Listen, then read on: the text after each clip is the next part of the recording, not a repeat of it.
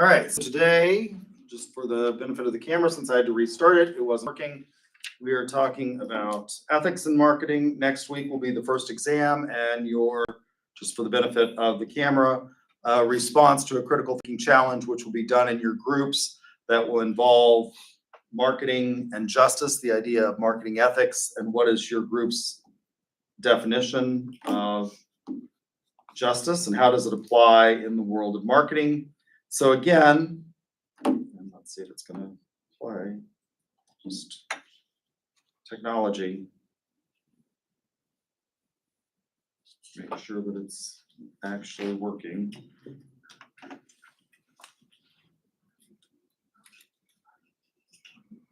And it appears.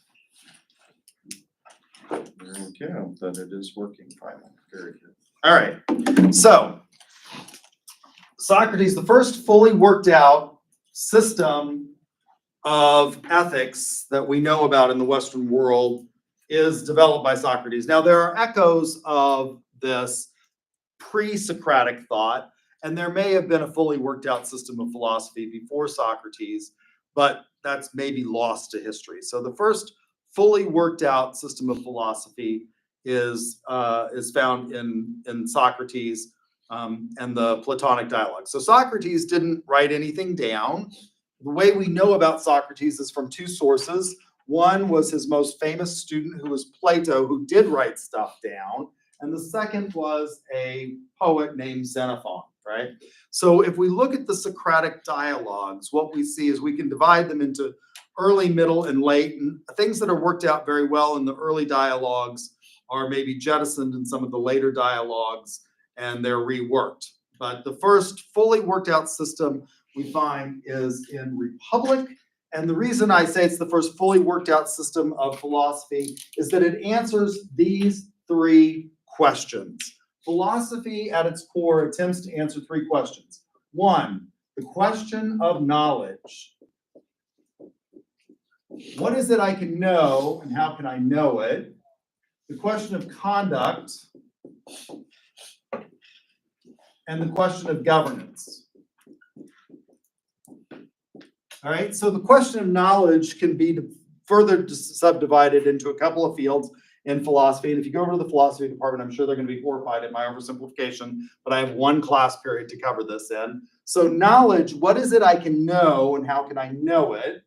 That's the subfield of epistemology. What is it I can know, and how can I know it? And it turns out that a lot of things that we think we know, maybe we don't know, right? And it's important that we think about these things in a very critical way. What is it I can know, and how can I know it? The second subfield is metaphysics, which is the study of reality, right? How do I know that this is not all just a dream? That, you know, in Buddhist philosophy, I'm you, you're me, we're the wall, and this is all an illusion. How do I know that that's not the case? Right? So that's metaphysics, epistemology. What is it I can know? What is this that I'm touching? What is this?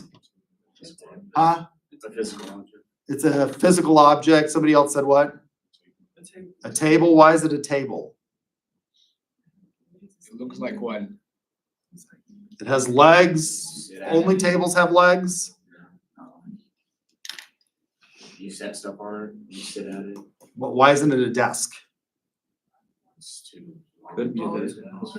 It's too long to be a desk. Okay. All right. Tables are usually made for eating, aren't they? Are you eating on it? You could. You could. You can. I think it's a desk because you're using it as a desk in here. You're not eating on it. You're using it for your tablet. Why isn't it a desk? It's what you perceive it as, I guess. Okay. If we can't agree as to whether or not this is a desk or a table, how can we agree on anything? Is it all just a social construct? What? You can eat at a desk too. Like, you can do stuff at a table, the same thing you're doing. So it really don't matter. It doesn't matter? I think it does matter. If we can't agree as to whether or not, what's that back there at the back of the room? Stand. Stand. That's a stand, really? I use a desk. I'm pretty sure this is a stand-up desk. Why isn't it a table? Because you stand at that, you don't sit at that, I don't stand at a table, I sit at a table, Anyone ever been to a bar that has high-top tables? and you sit at it. No, you stand around. In Europe particularly, there's a different price. If you go to some restaurants in Europe, I don't know if they still do this, but when I was a kid and a foreign exchange student, there were two prices on the menu. There was one if you wanted to sit down, and there was one if you wanted to stand up, and they had places like stand-up tables, high tops. And you could stand up and eat, where you could sit down, and there was a different price. I've just never been at a place like that. So are things different in Europe? Like, is reality different in Europe than it is in the United States? They have a different social construct than we do. Okay, this is gonna be problematic if we can't even agree on whether or not that's a table or a desk. Usually, yes. What if we go What would by that be then? what the person who made it says it is? Okay, I guess, I could make something and call it something. That doesn't make it so, does it? No. Right? What is this? The podium. You stand at that. Could you sit at it? There'd be no point sitting at it. I see my colleagues do this all the time. That's still a podium. Why isn't it a desk? I guess that's a slanted table desk. Okay, all right. You could still use it the same way as a desk. What? Like you could still do work on it or write. Right, yes, you can use it as a desk, right? The reason that this is important is when we think about these things, if we can't agree on whether a table or chair, what are we gonna do with anything else? Let me give you an example of something that I used in my own research in my dissertation. It's called Forsyth's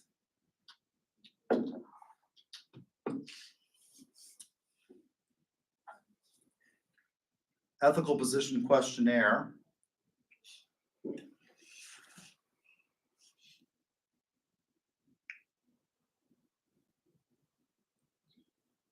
And I'm gonna see if I can blow this up a little bit so that you can see it.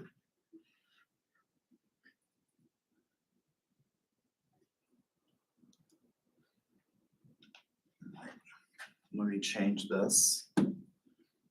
So a lot of times we think we know what we're saying. We think we have agreement. I think this is a desk because you're using it as a desk. You're writing on it. You're not eating on it. I don't know. Maybe you think it's a table. Can you write on a table? Yeah. A lot of people in my classes in the past have said it's a table because it doesn't have drawers. And I said, oh, so no tables have drawers. I have a 17th century French country table in my kitchen that I bought from an antique store. It has a drawer in the end of it. You know why it has a drawer in the end of it? Because that's where they kept their flatware in 17th century France. They kept it in the table, right? So does that make it a desk? I don't know. So look at this question. This is an instrument that I used as part of my dissertation. And here we are, and it's widely used. I mean, this instrument has been validated. When we do research, one of the things we do is we validate instruments in various ways. And what we want to have when we do that kind of validation, if you've had, anybody in here had their business statistics class yet? One person? Okay, so one of the things that you want to do when you look at instruments that we're going to use in scientific research is we want to make sure that they are reliable and that they're valid or accurate, right? That they are measuring what we want them to measure and that measurement is reliable. Now that's two different things. Accurate is, for example, if I get on a scale every morning and the scale shows me as being 5 pounds lighter than I actually am, it's reliable. It's reliably wrong, right? It's reliably wrong. So we want it to be both reliable and an accurate reflection of what it is we're trying to measure. So this question, I don't know if you can see it. Can you all see this question, number 18? All right, I'll read it in case you can't read it, in case you can't see it. Rigidly codifying an ethical position that prevents certain types of actions could stand in the way of better human relations and adjustments. There's a big problem with this question. Now, this instrument is widely used in ethics research, not just in marketing, but in other fields, right? Widely used in lots of areas of marketing. What's wrong with this question? Well, it asks, for those of you who all responded to the what is this? Anybody else? I know you did. You did. What's wrong with this question? Well, it asks two things. It's what we call a double-barreled question. Rigidly codifying an ethical position that prevents certain types of actions could stand in the way of better human relations and adjustment. These are two different things. Human relations is how I get along with other people. It's how I relate to you. I could be really good at that and not be well adjusted. Human adjustment is an internal thing. It's whether or not you are sort of a mentally stable individual, whatever that means, however we measure that, by something like the MMPI, the Minnesota Multi-Phase Personality Inventory, right? There are people who are really poorly adjusted who are really good at human relations. They're called sociopaths. They're really good, right? So you're measuring two things, or they can be. By the way, sociopath is not a diagnosis that's listed in the DSM-5, as I understand it. I'm not a psychiatrist or psychologist, but it's not listed in the DSM-5. But psychiatrists and psychologists view it as a useful descriptor of certain antisocial personality disorders, right? So you can be a sociopath but still be good being social. Yeah, sociopaths are generally, I mean, they're good at manipulating people. They're good at mimicking normal behavior and manipulating people to do what they want. That's good human relations, maybe, right? Not well adjusted. Do you see how difficult it is? We think we know what we're saying. We think we know what we're communicating. When we engage in advertising, we think we know what we're saying to our consumers, and maybe we don't. Maybe in the mind of the consumer, they have a whole different mental picture going on than what we think. So this is really hard. This question of knowledge is really hard. What we're going to focus on today is the question of conduct. How should we behave as marketers? And then finally, the question of governance, which obviously applies to marketing. So all of these questions apply to marketing. These questions of philosophy are intimately important in marketing. That's why the highest degree in a college that's awarded is the PhD. I have a PhD, stands for Doctor of Philosophy. Did you do a whole lot of philosophy in the PhD program? Not really. We studied marketing, right? But these three perennial questions are always there. We have to think about them, right? So they're really, really important. So what is justice and what does it have to do with marketing? Critical question. How do we ensure that what we're doing is we're acting as ethical marketers, right? What is just?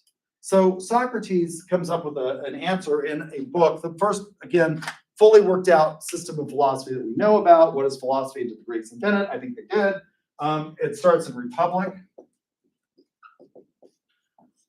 which was written by Plato.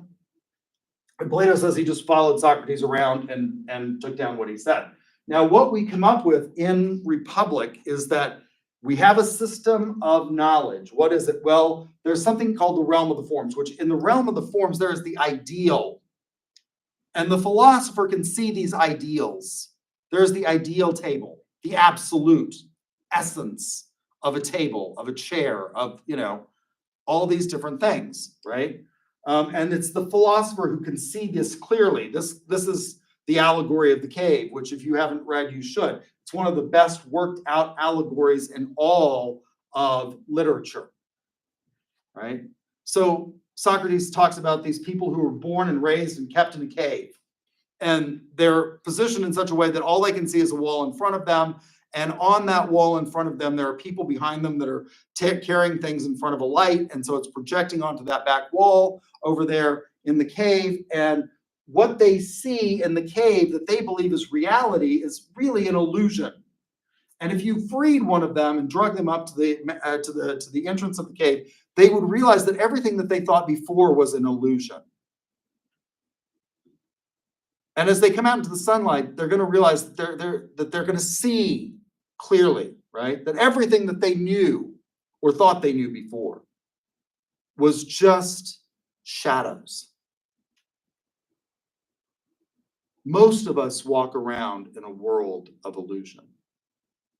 I can give you an example of this. Most of you have probably, although it's always amazing to me how many students have not been on an airplane. I've had 5 students that I've taken to competitions that the whole reason they wanted to go to competition was because they wanted to get on an airplane. They'd never been on an airplane before. And it's not all because they were, sort of first generation to go to college. One of them, her father was a lawyer and her mother was a nurse, obviously very solidly middle class, but her brother had a horrible peanut allergy. Like he was so allergic to peanuts that somebody came over to their house who had eaten a Reese's peanut butter cup several hours before and breathed on him, and he went into anaphylaxis. So can't get on an airplane if you're that allergic, right? So they'd never been on an airplane. So she wanted to go on an airplane. Then the competition got canceled. It was made virtual, and she said, well, I'm not going to participate. And I said, I can solve the airplane problem. If you'll still participate in the competition for us, I can solve the airplane problem for you, right? I got that one covered.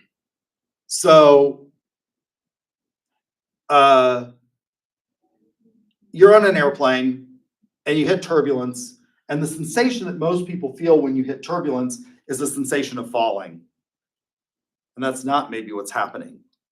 In many instances, you're being shot upward, right? Particularly low-level radiation turbulence, you're being shot upward, but the sensation is that you're falling. Because as you stop in the shooting upward, it feels like a fall. Your senses can be deceived all the time. How do we know what we think we know? What is the best form of conduct? This is really, really difficult question. So Socrates says in Republic that we rely on a philosopher king. He comes up with a system of governance. We're going to rely on this philosopher king, so who's going to lead us to, sort of the enlightened society, right? And he talks about men of gold, men of silver, men of bronze. Those are, he comes up with a whole working system of how we're going to organize a society. Because if we look at society, society is a big example of the human being. If we can figure out what is just for the society, maybe we can figure out what is just for the individual, right? Plato has a very famous student whose name is Aristotle, and Aristotle comes up with a different thing, right? So these debates between Socrates and Aristotle and others that come after allow us as an activity to focus our thoughts on what it is we can know, how it is we can know it, how we should engage in the world, right? And Aristotle comes up with a different, he does a study, for example, of rather than coming up with one society that's going to be the best society for all places at all times, Aristotle is a scientist. And he studies things like the Greek polis, 350 Greek polis, and he comes up with a system of classification of those polis. And he says there are good governments and bad governments, for example, right? So there's good and bad, and there's good governments of one, good governments of a few, and good governments of many. And a good government of one, he calls a monarchy. A bad government of one, he calls a tyranny. A good government of few, he calls an aristocracy. A bad government of a few, he calls an oligarchy. A good government of many, he calls a polity. And the worst form of government of all, democracy. That's mob rule. Now, Aristotle particularly likes one form of government because all throughout Aristotle, what we see is an idea of balance and proportionality. So Socrates says, look, what we're going to do is we're going to find this philosopher king who can lead us and will tell us. They're going to be this person that will see things clearly, that isn't influenced by these illusions that we may have, and they will provide guidance for us. Aristotle says, well, we can have good governments of various types and bad governments of various types. And what we see throughout Aristotle's philosophy is a real focus on the golden mean, the middle, in my opinion, right? So Aristotle really likes aristocracy because he says, really what happens is it's very easy in a good government of one for it to degenerate into a tyranny. Very easy for it to degenerate because it's just one person. You can start out as a benevolent dictator and very quickly go awry. In history, Henry VIII started out as an enlightened monarch. He was very influenced by a humanist movement. What he ended up as, not so good. Killed some wives, right? On trumped up charges. And if you have too many people, it's also very easy to degenerate into the bad form, mob rule. But in this, because you have a few people, more than one, you might have a better chance of balance, but it's not so many that it becomes unruly, right? You see this in Aristotle on friendship. So marketers can learn a lot about Aristotle on his treatise on friendship. Aristotle says that there are three types of friendship. Nothing wrong with any of the three types. There's friendship that's grounded on utility, friendship that's grounded on pleasure, and in the middle is perfected. You all have had jobs. At that job, you made friends because you need people at that job to help you. When you leave the job, you're probably not going to stay friends with most of those people. Maybe some, but you're going to find new friends at your new job, right? Friendship's grounded in pleasure. So when the utility ends, the friendship will end. Friendships grounded in pleasure, likewise, will end when the pleasure ends. You know, these are the friends that you go out, and do motocross. My nephew is very interested. He's like very interested in everything that goes, which is the reason why I have an absolute favorite among my nieces and nephews. It's my nephew Carson, because he loves everything he likes horses. I love horses. He loves boats. I love boats. He loves cars. I love fast cars. And he loves airplanes and loves motocross. Love all of that. Anything that goes, I like, right? So Carson likes all of these things. He's got all these friends that he does motocross with. And then he's got friends that he plays basketball with. And, at some point in life, you're going to find out as he gets older that, when you get to be 50, you're not going to play a whole lot of basketball, right, anymore. That'll end. And those friendships will probably end, right? That's pleasurable, it'll end. Perfected friendship are the friendships of the lifetime. These are the friends you can count on one hand. They are the ones that will not only be there for you, they will bail you out, right? They will help you in any situation. They're the friendships of a lifetime. Most of us have one or two or three of these in a lifetime. Nothing wrong with the other two. And in this perfected friendship, the friends are useful to each other, and they're probably also pleasurable to each other, but that's not the basis of the friendship. The basis of the friendship is that you want what's best for your friend, irrespective of the pleasure or the utility that they provide. Aristotle, in his treatise on conduct, comes up with, so it's about this golden mean. This is the middle ground. They're both pleasurable and useful, but it's not the basis of it. This is the golden mean here in governments. In conduct, we see in Aristotle's Nicomachean Ethics, we see again a balance.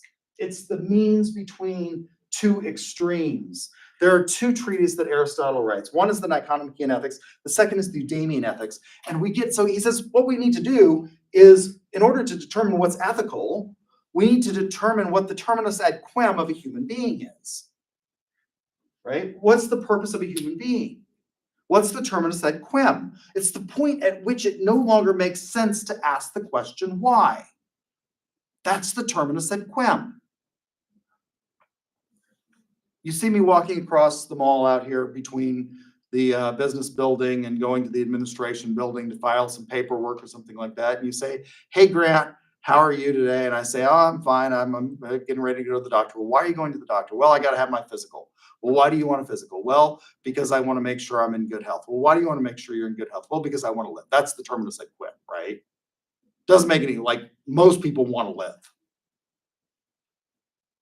Right? Read Candide by Voltaire. Most people want to live. Very few people take their own lives. That's the terminus ad quem. So we got to determine what the purpose of a human being is, Aristotle says, and we'll find the terminus ad quem. What is that? Do you have a question? You just answered it, actually. Right? So we have to find the purpose of a human being. Aristotle says, what is that? Well, in ancient Greek, he says it's the eudaimonic life. How is this usually translated? It's usually translated as happiness. The purpose of a human being. This cannot mean, eat up, let's, celebrate, eat cake, and be merry. That's not it. I think that's a bad translation of the word. Sir Anthony Kennedy and Daniel Robinson think a better translation of that word is the flourishing life.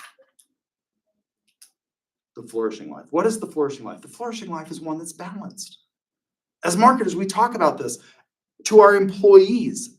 We talk about going to work for a company that has work-life balance, recognizing that most people don't live to work. They work to live. And that's important. Having time off and recharging your batteries is important. So companies now market themselves as one of the best places to work.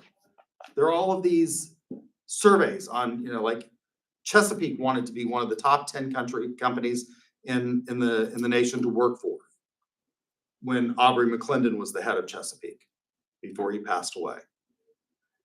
Very interested in that. Why? We need work-life balance. So it's all about balance. How do we achieve this balance in ethics? Well, you take the means between extremes. What's an extreme or a defective character? Well, an extreme defective character, for example, is cowardice. The opposite of cowardice is heedlessness. I can spell. Heedlessness. The coward is somebody who runs away from every challenge. The heedless person is somebody who is always willing to fight, no matter, what the insult is. What's the middle ground? It's courage. Now, a criticism of Aristotle is that, let's say we can determine that this is the purpose of a human being, and then we do this formula. How do we know that we can instill these values in anybody? I think that's maybe not a really good argument, although it is the argument against what is called virtue ethics. So Aristotle's ethical system is called virtue ethics. All of the systems of governance that we come up with for conduct have some problems with them. And Aristotle, the criticism of him is that even if we could determine what these are, can we teach them? Well, Ben Franklin did this.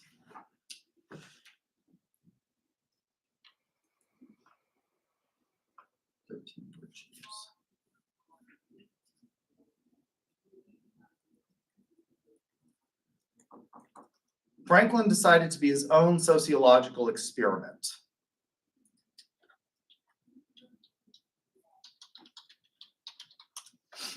I think it's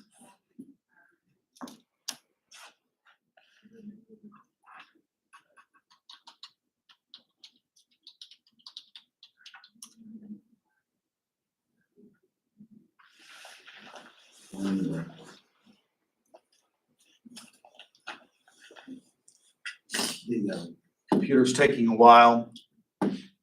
Franklin did this, just like Aristotle. He came up with these means between two extremes. He came up with 13 virtues. Temperance, eat not to dullness, drink not to elevation. Silence, speak not but what benefits others and yourself. Avoid trifling conversation. Order, let all things have their place. Let each part of your business have its time. Resolution, be resolved to perform what you ought. Perform without fail what you resolve. Frugality, make no expense, but do good to others yourself. Waste nothing.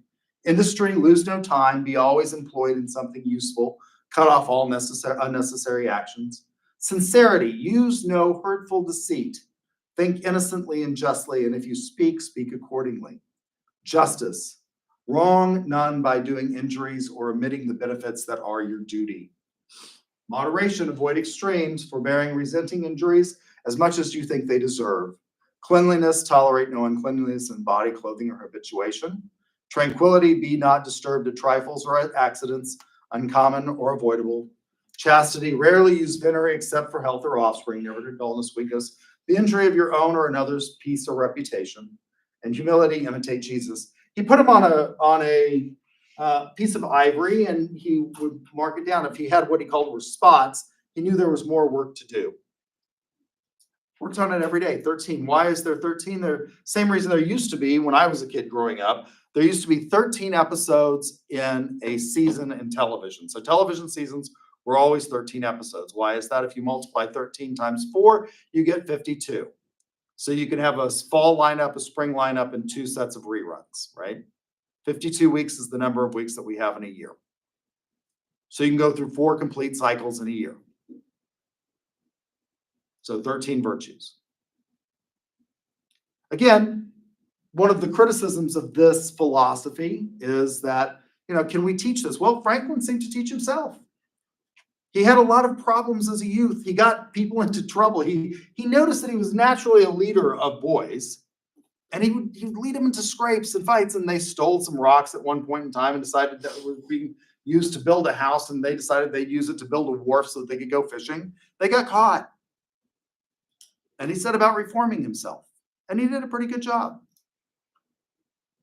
So virtue ethics from Aristotle is one answer to the question of what is justice. And I think Franklin employs it in a way, he went from very humble beginnings to being a great statesman and a great businessman. He became very wealthy, started out very poor. One of the few founding fathers that didn't have an education, taught himself. And he was successful at it. He invented all kinds of things. Didn't go to college. But he became Dr. Franklin. What did he invent? He invented the lightning rod. He invented the Franklin stove. Very useful way of heating homes at that point in time, businesses. He invented bifocals.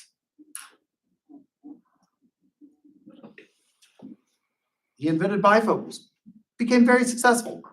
Didn't take out patents on any of this, by the way. He wanted them to go into the public domain. So from Aristotle, we get virtue ethics, this answer to this philosophical challenge of what is the best form of conduct. Now, one of the things that we see is philosophical challenges to the idea that we can have any ethics. And again, going back to this idea of what is this? And we can't decide whether it's a table or a desk, or if I sit on it, does that make it a chair? Is a philosophy of doubt. So if I asked you when the modern era begins, when does the modern, and I think both of you answered a question too about what is this a minute ago. When does the modern era begin? Anybody know?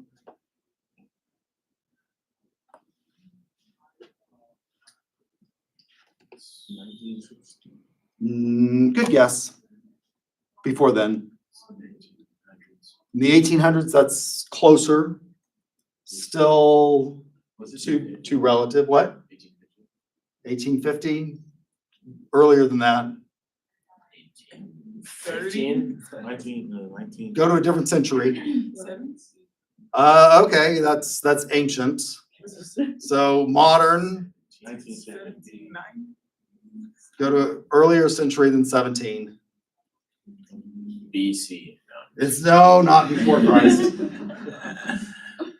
It begins in the Quattrocento in Italy That's what I was gonna say. with the Renaissance and the writings of Niccolo Bernardo de Machiavelli and the Prince, right? That's when modernity begins. And the Prince is a treatise that involves ethics. More serious challenges to ethics come in the postmodern era.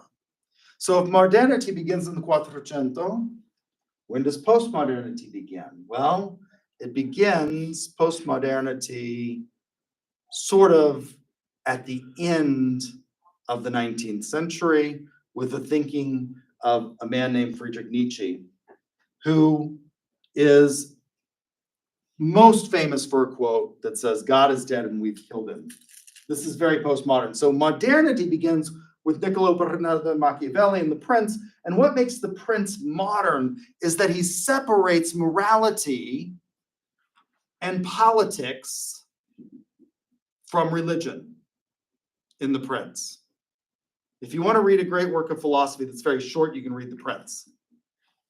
Now, I generally think that Machiavelli gets a bad rap. The Prince was written for one person, right? It was written for an audience of one. It's become his most famous work. I don't think it's the work that he should be most known for. If you want to think what Machiavelli should really be known for, it should probably be for the discourses on Livy, where he talks about republicanism, which really influenced the founding fathers.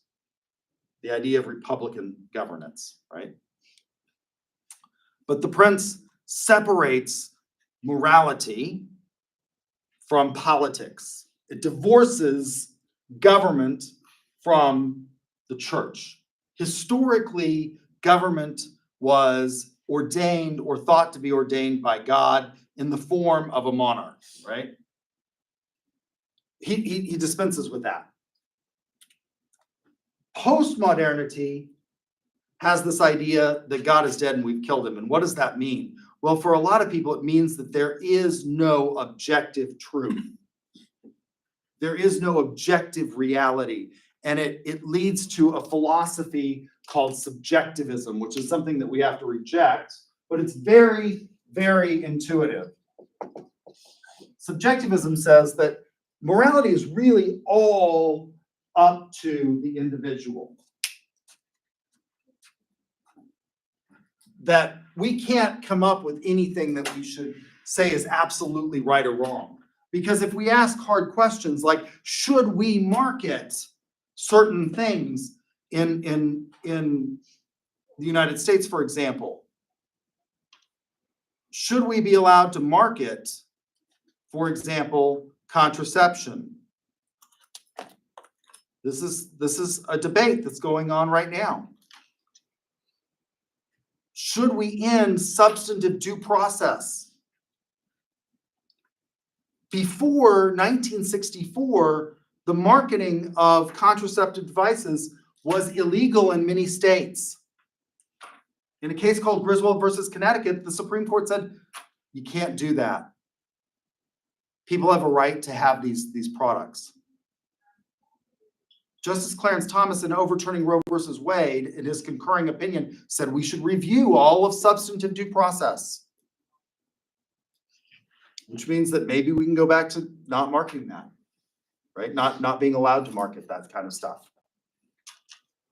So subjectivism seems intuitively appealing. The problem is that if we accepted the subjectivist argument that there are no a priori truths in ethics, we couldn't form a society and we couldn't market anything, because what we would have is we would have utter chaos. If we let everybody determine what is right and wrong for themselves, you would get what Hobbes calls in Leviathan the state of nature. And in the state of nature, you have a war of all against all. Marketing is not possible. Again, going back to what do you need for marketing to occur? Well, you need at least two people and you have to have an exchange. And how do you make sure that you can have that exchange?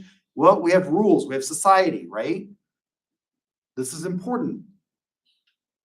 So we can't accept the subjectivist position because we can find at least agreement on three things from all societies and all places at all times, which is the second one. Cultural relativism is often used by marketers to justify unethical practices in the past. And even today, we hope that it's less occurring. But so cultural relativists say, look, okay, so ethics is not in the individual, but it is in the culture. We have a different culture in this country than they do in other countries. For example, what is one of the things that we allow you to market in this country? Well, you can market direct consumer pharmaceutical products in this country. No other country except New Zealand allows that. Two countries on the globe that allow direct consumer advertising of pharmaceutical products, the United States and New Zealand. No other country allows that. Why is that? They think it's bad to do that. Maybe it is. There are problems with this. One of the problems is that we all run to the doctor and think that you can cure everything with a pill as a result of marketing. You see an advertisement for symptoms, and all of a sudden everybody's running to their doctor and wants that pill. What's the most recent one? Ozempic. Everybody's running to there. They found out that this leads to weight loss. And I know probably 25 people now. It was developed as a diabetic drug. I know 25 people who have run to their doctors and said, I need Ozempic. And they're on it.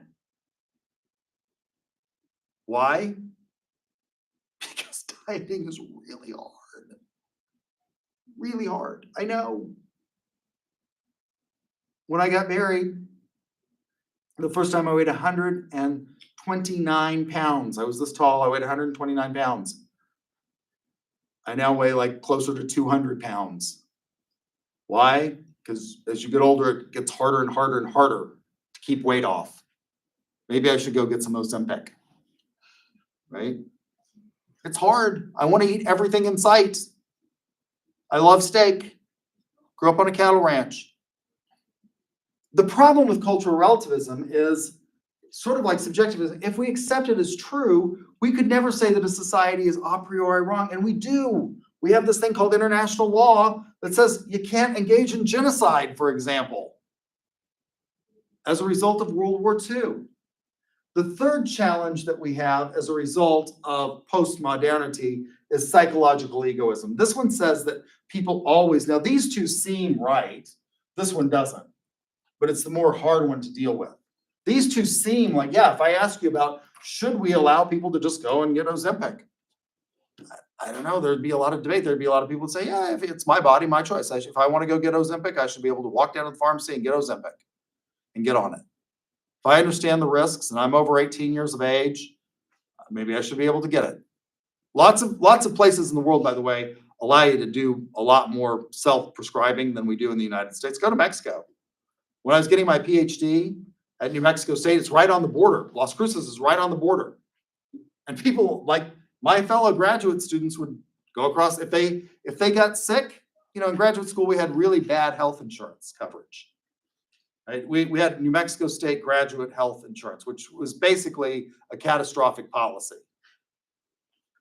So Mexico's right there. If they got sick, they'd go across the border and get a Z-Pack, because you didn't need a prescription in Mexico for that. Anybody know what a Z-Pack is? It's azithromycin. It's a very strong antibiotic. They just walk across the border in El Paso, go get a Z-Pack. Not sure that's a good idea either, right? So, psychological egoism doesn't sound right, but it's the harder one to deal with. What psychological egoism says is that either as a result of nature or nurture, or a combination of the two, we can't help but reacting and behaving in the way that we behave. There is no free will, it's illusory. Now you think that this doesn't sound right, because if I said something, for example, like, can you will yourself to not want something? You'd say, yeah, I can will myself to not want something, right?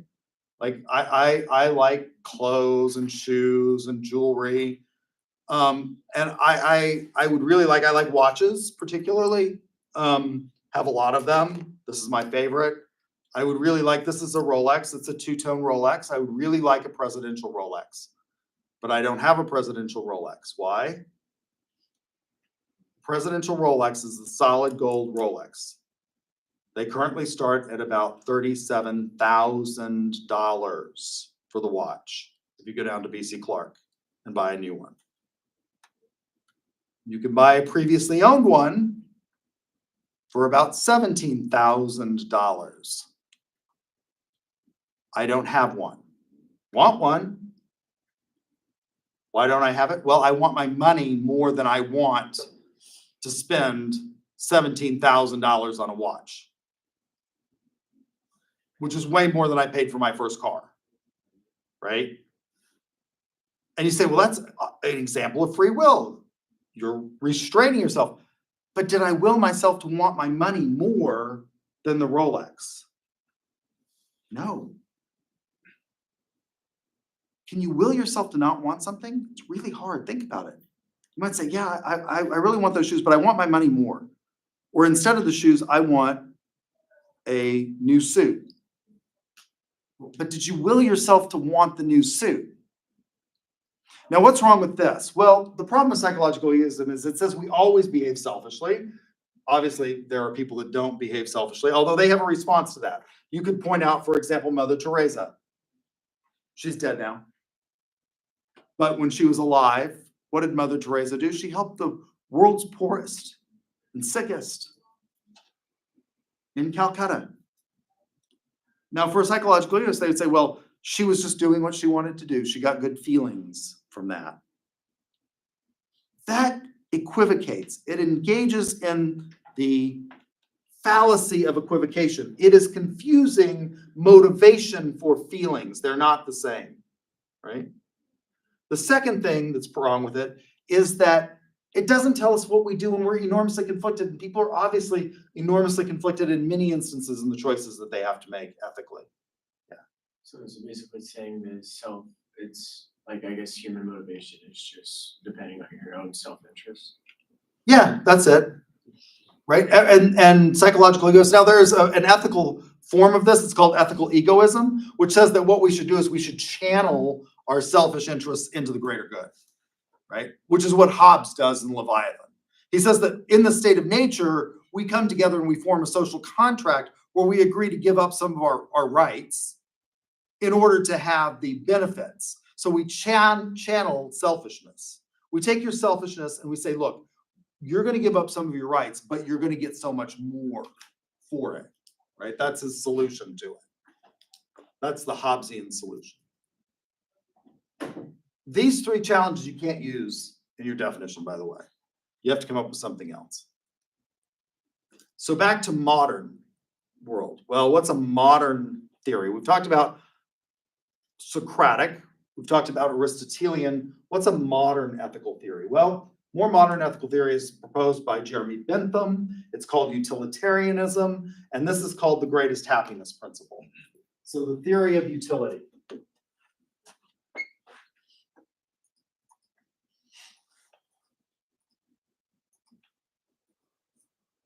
The valid theories. We talked about Plato, teleological ethics, utilitarianism, the greatest happiness. It's the maximization of utility. Now, this is the one that business students like the most because we rely on economics in the United States for a big portion of business school, and business school relies in modern economic theory on the theory of the greatest or maximization of utility, which is getting the most bang for your buck, right? That's what economists will tell you. You should maximize your utility. What does that mean? You all have jobs. I hope most of you have had jobs. Even if you don't have a job now, probably you've had a job in the past. And what you get is you get a paycheck from that job, and you want to stretch that paycheck as far as it can go, right? You want to get everything that you can get out of this, make it last as far as you can go, and buy as much stuff as you can with it. You've got to provide for your food, your shelter, your clothing, your transportation, your entertainment, socialization, things like that, right? You want to stretch that dollar. So we're going to apply this to ethics. Rather than focusing on stretching the dollar, we're going to stretch happiness. Or in the negative, if you can't produce happiness, you should minimize pain. Right? We do this all the time. A certain number of people are going to take a drug and they're probably going to have a negative reaction to that. That negative reaction can be really bad, but a lot of people are going to take the drug anyway, right? Because the consequences of not taking certain drugs may be more catastrophic than others, right? So utilitarianism says what we need to do is we need to maximize or minimize pain, right? How do we do that? Well, right, we should all maintain a healthy, life. What does that mean? If you're sick, don't come to class, for example, right? Don't tough it out. This is one of the things that COVID did teach us. When I was a kid growing up, and my grandparents' generation and my parents' generation, if you were sick, you sucked it up and went to work. And I think one of the things that COVID taught us is like, don't do that, because you're impacting other people's life. You go to work sick and you make everybody else sick. Don't do that. Stay home. I love it. Before COVID, students would come to my office and they'd be like, I'm sick. I didn't want to come to class. Oh, so you came to my office, which is a small space. Right? You didn't want to infect your friends, but you think that like I'm like Venus born of the foam and I'm immune to your cold. Thanks. So like people are going to get sick. How do we, that's not happiness. It's the opposite, but we can minimize it. Stay home. Go get Theraflu. Get lots of rest. Drink plenty of fluids. Get that fever down, right? Now, what's wrong with this theory? What's the problems with maximizing happiness? Well, now the thing that makes this theory and makes Platonic thought and Aristotelian thought okay, it's not that they don't have challenges to them, but what separates them from the invalid theories is that all of these theories are based on reason. Subjectivism is based on total emotion. Cultural relativism is based, you're allowed to say as a cultural relativist, my society is better. We're unique, we're special. So the valid theories are based on reason, they're not emotive, and they don't allow for exceptions. Subjectivism is nothing but exceptions. Psychological egoism is nothing but exceptions. Cultural relativism is nothing but exceptions for the group, not the individual, right? So that's why they're invalid. So valid theories are based on reason, not emotive, and don't allow for exceptions. What is wrong with the greatest happiness principle? Well, in theory, you could do things that a lot of us say are just not great. Slavery has existed throughout most of human history. And in theory, you could justify it based on utilitarian principle. You could take a very small number of people, and this still happens today. Chocolate is produced in many instances in very poor working conditions that border on human trafficking and slavery on the west coast of Africa. Very small percentage of the population is engaged in this, and yet chocolate makes a lot of people happy. Again, read Candide. The theory of Leibniz is alive in Candide, and there's a philosopher in Candide named Dr. Pangloss who talks about this, and one of the things he points to is, and now we have chocolates. And chocolate makes us all happy, doesn't it? You could justify that. Most of us say, that's creepy, don't do that. No amount of human happiness justifies that. It's just a priori wrong. Don't do it, right? But you could. So there's a second form of utilitarianism that attempts to overcome this. It's the first and simplest form of utilitarianism is called act utilitarianism, and what that says is that in every action you have to weigh the calculus and determine the risks and benefits and potential outcomes and act in such a way as to produce the most happiness. As a result of the fact that you can have failures, And in economic terms, we would call these market failures. Act utilitarianism doesn't always work, so they come up with a second form of utilitarianism called rule utilitarianism, which attempts to establish rules that in the aggregate produce the greatest amount of happiness. What's an example of this? We'll call it the hypothetical of the mass murderer. Let's suppose a police officer knows that there's a mass murderer out there on the loose. He's certain of the identity of that mass murderer. How many of you watched a television show called Dexter? Like, I love Dexter, right? So Dexter is a mass murderer himself, but he only murders what? Criminals. He only murders murderers, right? His father taught him the code. And there's now a new Dexter. There's a Young Dexter series. Anybody watch the Young It's called Dexter like series? this. I forget what it's called, but yeah, it's. Yeah. Yeah, it's okay.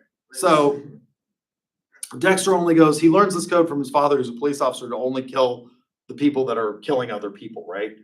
Let's suppose that you have this person that's like Dexter. He works for the police department. He knows who a mass murderer is. So he knows that if he arrests the mass murderer, all the evidence is circumstantial. That person's likely to get off. It'll take time. It'll waste resources. That's not going to create the most happiness. So he just goes ahead and, like Dexter, murders the person that he knows is the mass murderer. Well, if he did that and we thought that the police were doing this, people would probably be suspicious of the police, right? And that might produce overall bad results.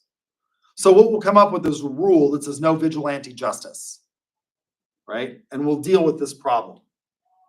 Now, the problem with rule utilitarianism is, again, you could still devise rules that might be ethically problematic, or you have to come up with different rules all the time to deal with exceptions to the rules that might occur. But again, it is a valid theory because it's based on reason. You're just going to apply the calculus. What is going to create the most happiness? Not for me, not for you. It's the most happiness overall, right? That's objective. It's not subjective.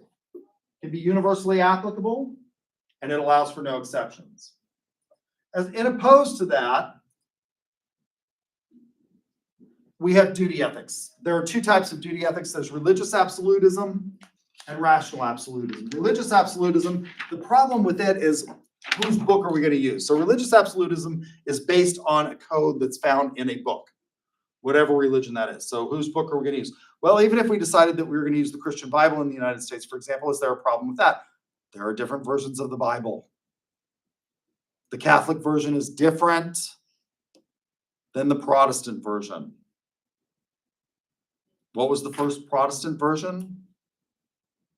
The King James Version, right?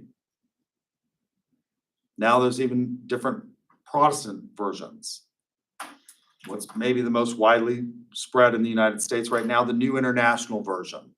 What does that do? Well, it attempts to translate the Bible into everyday vernacular. Right? So whose book are we? That's a problem. Whose book are we going to use? As a result, Kant comes up with rational absolutism. This is duties that we can form based on the rational mind. Now, what's an example of a duty that Kant says we have? Based on the rational mind, we can, so your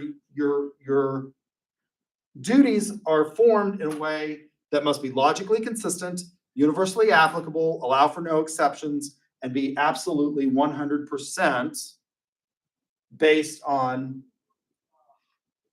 analysis that is absent of or an exception to individual facts. What is this? You can't say the categorical imperative without starting to laugh, maybe. It has to be logically consistent, universally applicable, right? Without reference to individual experiences. Utilitarianism is all about reference to experience. Duty ethics is all about, we're going to discern the duties a priori. Well, what's a duty that we can discern a priori according to Kant? Never treat a rational being as a means to an end, but rather as an end in and of themselves. What does that mean? Never lie. Never lie. Now, why do I say you can't start to laugh if you think about this? Never lie? Kant says no, never lie. We're coming up on Valentine's Day in this country. And on Valentine's Day, many of you will take your insignificant others out to dinner. And your insignificant other will say to you, how do I look? And you're gonna say, fine, So 95%. right? Kant would say, can't lie. It's the reason I'm divorced. Because when my wife asks me, how do I look? I'm like, Robin, you look like hell in pastels. I will not be seen with you in that outfit. Go upstairs and change.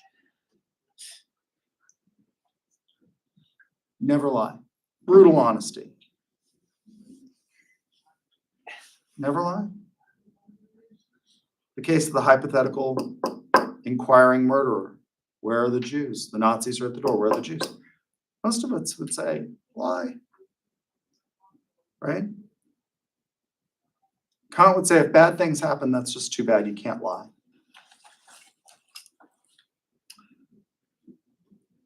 There's a moral minimum. What does a moral minimum look like? Well, it's one that's based on reason and analysis. You can do it based on a combination of rational absolutism, utilitarianism, and virtue ethics. What does a virtue ethicist say? Well, what did Aristotle say? Yeah, generally speaking, we shouldn't lie. But there are times when maybe discretion is the better part of valor. Don't deliberately hurt people's feelings. Now, Kant would say, you know, in the case of my now ex, that if I was brutally honest, and again, it's the reason that I'm divorced. But Kant would say, well, that overall, because if you lied to him and they didn't look good, somebody's probably going to tell them, what are you wearing?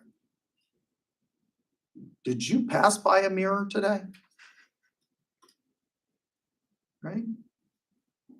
You're treating them as an end as a means to an end rather than an end in and of themselves. So a moral minimum would consider maybe all three of these positions. You shouldn't really lie. You should think about creating happiness, but recognizing that there are limits to that. And I think virtue ethics is sort of a balanced approach to this. Lying is bad most of the time, but there are times when it's acceptable to lie. When you take your child in for the shots, the doctor is going to say, this isn't going to hurt a bit. That's a lie. But probably, you know, to prevent the spread of polio, maybe we should do that, right?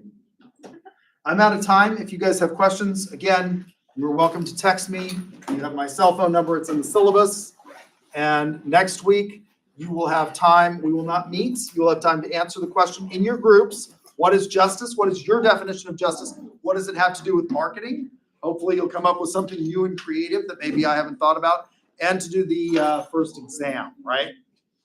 Any questions? The first exam's on the 10th, right? It's you have a week to do it because you will have there's an essay which you will have to answer and you may need to cite sources in that essay. So is it on, It's on D2L. I was gonna be like, see your name, yes, I can add you to my phone, but. Just so long as I can tell. I know. I was just like, but yeah. But it's- Yeah. All right, you guys talk. Okay, so what's your-